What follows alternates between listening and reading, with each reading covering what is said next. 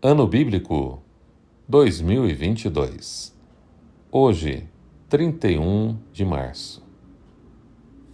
1 Samuel, capítulo 27.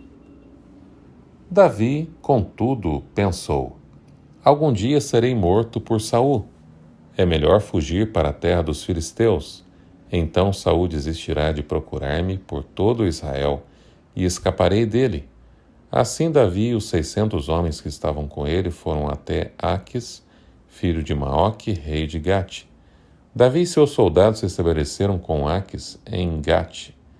Cada homem levou a sua família, e Davi suas 2 mulheres, Ainoã, de Jezreel, e Abigail, mulher de Nabal, de Carmelo.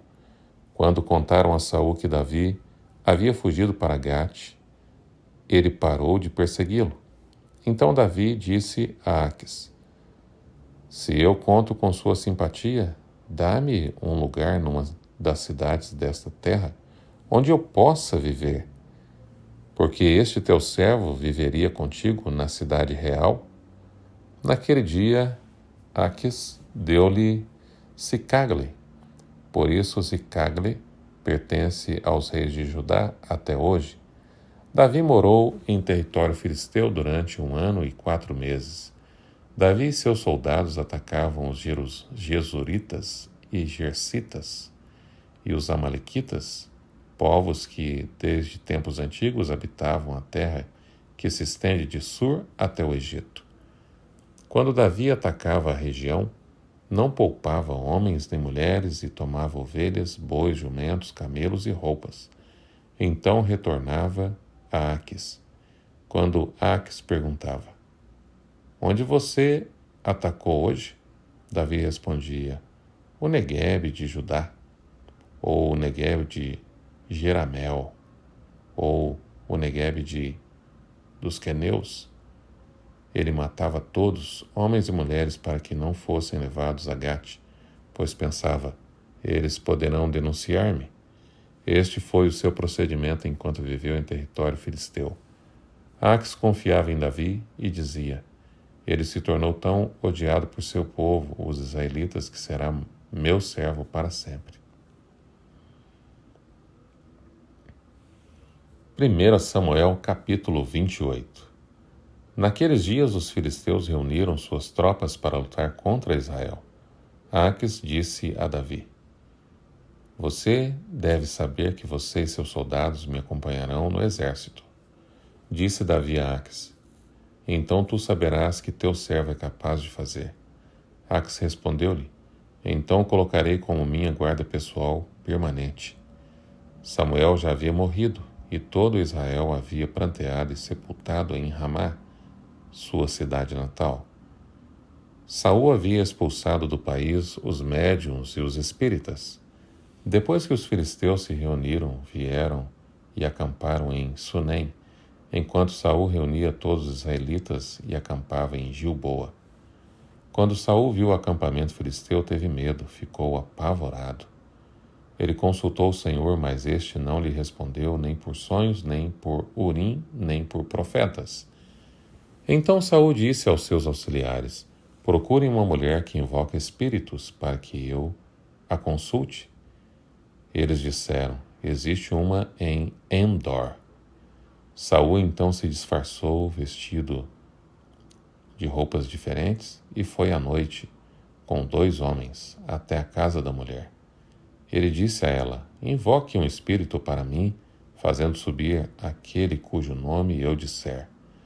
A mulher, porém, lhe disse: certamente você sabe o que Saul fez. Ele eliminou os médiuns e os espíritas da terra de Israel. Por que você está preparando uma armadilha contra mim que me levará à morte? Saul jurou-lhe pelo Senhor: juro pelo nome do Senhor que você não será punida por isso. Quem devo fazer subir? Perguntou a mulher. Ele respondeu: Samuel. Quando a mulher viu Samuel, gritou, disse a Saul: por que me enganaste? Tu mesmo és Saul. O rei lhe disse: não tenha medo. O que você está vendo? A mulher disse a Saul: vejo um ser que sobe do chão. Ele perguntou: qual a aparência dele? E disse ela: um ancião vestido um manto está subindo. Então Saul ficou sabendo que era Samuel. Inclinou-se e prostrou-se, rosto em terra. Samuel perguntou a Saul: por que você me perturbou, fazendo-me subir? Respondeu Saul: estou muito angustiado. Os filisteus estão me atacando e Deus se afastou de mim. Ele já não responde nem por profetas, nem por sonhos. Por isso o chamei para dizer-me o que fazer. Disse Samuel: por que você me chamou, já que o Senhor se afastou de você e se tornou seu inimigo? O Senhor fez o que predisse por meu intermédio. Rasgou de suas mãos o reino e o deu a seu próximo, a Davi. Por que você não obedeceu ao Senhor, nem executou a grande ira dele contra os amalequitas? Ele lhe faz isso hoje. O Senhor entregará você e o povo de Israel nas mãos dos filisteus, e amanhã você e seus filhos estarão comigo. O Senhor também entregará o exército de Israel nas mãos dos filisteus. Na mesma hora Saul caiu estendido no chão, aterrorizado pelas palavras de Samuel. Suas forças haviam se esgotado, pois ele tinha passado todo aquele dia e toda aquela noite sem comer. Quando a mulher se aproximou de Saul e viu que ele estava profundamente perturbado, disse: olha, tua serva te obedeceu. Arrisquei minha vida e fiz o que me ordenaste.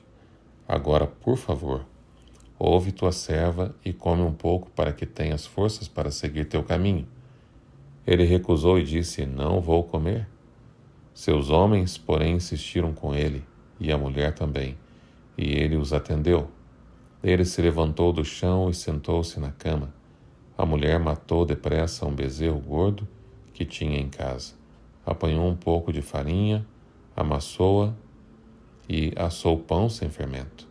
Então ela serviu a Saul e a seus homens, e eles comeram, e naquela mesma noite eles partiram.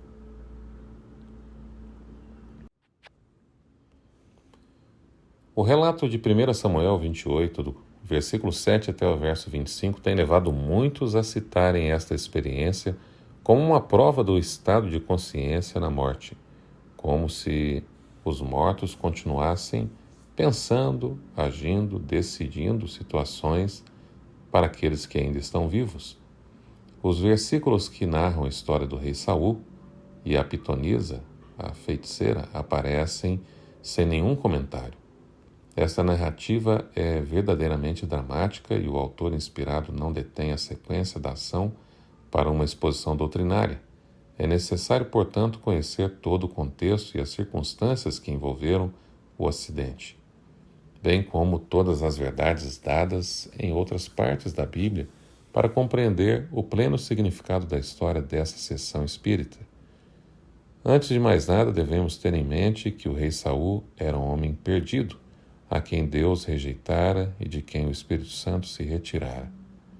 Havia ele cometido o pecado imperdoável de persistir na justificação própria e desobediência até que Deus cessou inteiramente de comunicar-se com ele, deixando-o ao inteiro domínio de Satanás. 1 Samuel, capítulo 28, verso 6. Foi depois de haver chegado a este ponto que Saul teve sua experiência com a feiticeira espírita de Endor. As ações de um homem perdido, inteiramente sob o controle de Satanás, são fontes paupérrimas de prova para a verdade. Elas só podem constituir uma fonte de enganos de Satanás. Vamos examinar e seguir o contexto dos atos de Saul na consulta da pitonisa. Os filisteus tinham invadido a terra de Israel e Saul estava acovardado, com medo. Estava grandemente necessitado do auxílio de Deus, que lhe recusou a resposta por qualquer dos meios que ele próprio estabelecera para revelar ao seu povo, no versículo 6. Os 3 meios mencionados neste verso foram vedados a Saul porquanto era um homem perdido. O significado da afirmação encontrada em 1 Samuel 28, verso 6 é que nenhuma comunicação sobrenatural que Saul subsequentemente pudesse receber seria de Deus, mas sim do diabo. Evidentemente, Saul sentiu isto, pois foi à procura de outra fonte que não a de Deus. Então disse Saul aos seus servos: Apontai-me uma mulher que seja médium. Outras traduções dizem que tenha o espírito de feitiçaria. Verso 7. Pela lógica das circunstâncias, essa mulher só poderia ser uma fonte de informação satânica, e coisa alguma na entrevista em questão nos autoriza a tomá-la como verdade de Deus. Examinemos os pormenores da experiência em si. Saul teve alguma dificuldade em encontrar uma pessoa que estivesse em comunicação com os espíritos, porque Deus havia proibido tais agentes de Satanás entre o seu povo. A estabelecer a nação de Israel numa terra expurgada da idolatria, ele proibiu, sob pena de morte, toda comunicação com os espíritos. Você pode ver isso em Êxodo 22, verso 18, e Deuteronômio 18, versículos 9 a 14. Esta é mais uma razão para não se aceitar nada nessa entrevista como sendo verdade ou evidência de alguma doutrina verdadeira de que os vivos podem conversar com os mortos. Sua fonte é uma abominação para Deus. Não há possibilidade dos mortos conversarem com os vivos, pois os mortos nada sabem. Tudo nessa entrevista está mesclado de falsidade. Saul se disfarçou, mentindo, verso 8. Ele enganou a mulher com sua identidade, verso 12. É esta a maneira de revelar-nos Deus a verdade? Pela mentira ou por um processo que ele chamara de abominação? De jeito nenhum. Saul pediu à mulher que fizesse subir a Samuel, porque não descer se Samuel estava no céu, como alguns pensam que quem morre vai direto para a glória. Parece que a mulher foi a única pessoa que viu a aparição, pois Saul pediu que ela lhe descrevesse, versículo 13 e 14, qual era a sua forma. Sua descrição convenceu a Saul de que o espírito era Samuel, mas isso não prova de maneira alguma que de fato fosse Samuel. Apenas prova que houve materialização sobrenatural de algo que se assemelhava a um ancião. Uma vez que Satanás tem o poder de personalizar-se para executar seus maus propósitos, você pode conferir 2 Coríntios 11, versos de número 13 e 15, nada do que essa aparição disse, fez ou procurou parecer prova por si mesmo que fosse o profeta Samuel já morto. Tal prova haveria de ser inteiramente objetiva, isto é, fora das declarações da aparição em si mesmo. O espírito que apareceu era real, pois a própria mulher estava aterrorizada, versículos 12 e 13. Se tal aparição fosse de um anjo, ou o espírito de um santo, de Deus, vindo do céu, teria produzido conforto e paz em vez de temor. As palavras do espírito a Saul foram impertinentes e mal-humoradas, versículo 15, indignas de um santo glorificado ou de um anjo bom. Além disso, o diálogo entre Saul e o espírito indicam claramente que ambos sabiam que Saul estava buscando uma fonte de informação não divina ou celestial. Os versos 17 e 18 estão em harmonia com a maliciosa realidade de um espírito de Satanás. Ele sempre atormenta aqueles aos quais engana e leva ao pecado. Nada há em toda a conversação que lembre Samuel, o profeta, ou qualquer indício do Espírito Santo de Deus, muito embora o Espírito declarasse ser Samuel. Nada há nesse episódio que não seja engano.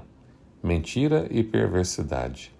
É parte do grosseiro plano de Satanás infligir um último engano à vítima já levada à destruição. Para que crescemos ser este espírito a alma desencarnada de Samuel, precisaríamos de testemunhos mais objetivos do que a declaração da pretensa materialização e febril imaginação de um médium e de Saul. Aliás, a evidência objetiva é toda para o outro lado. Antes deste evento, temos as repetidas afirmações de que consultas dessa natureza eram abominação para Deus. Deus abominava quem consultava os mortos ou fazia-se passar por médium, por serem comunicações com falsos deuses ou demônios. Depois do acontecimento, temos a afirmação de que esse pecado culminante de Saul, por causa disso, perdeu a vida e a salvação.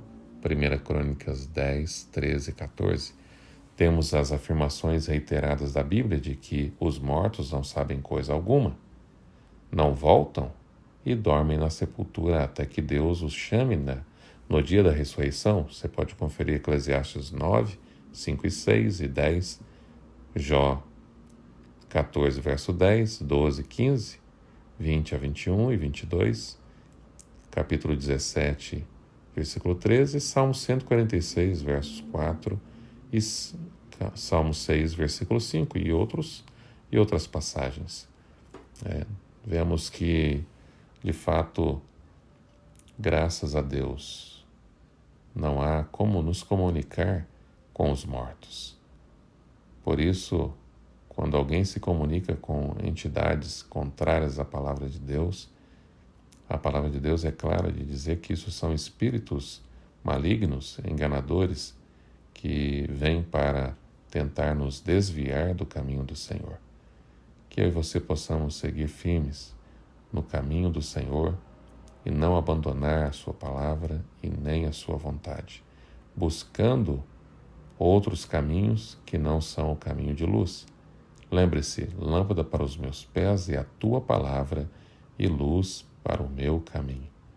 Não só de pão viverá o homem, mas de toda palavra que procede da boca de Deus. Que Deus te abençoe, te ilumine, que sejamos cada dia mais iluminados pela palavra do Senhor.